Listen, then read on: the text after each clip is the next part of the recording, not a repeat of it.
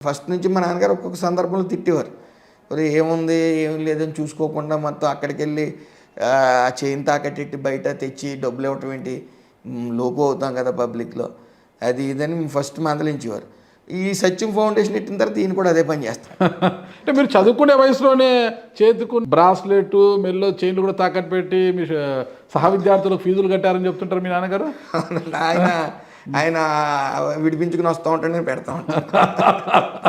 అంటే కొన్ని ప్రత్యేక సందర్భాల్లో ఇంకా ఎక్కువ అవుతుంది అమౌంట్ అనేటప్పటికి అలా చేసేవాళ్ళు.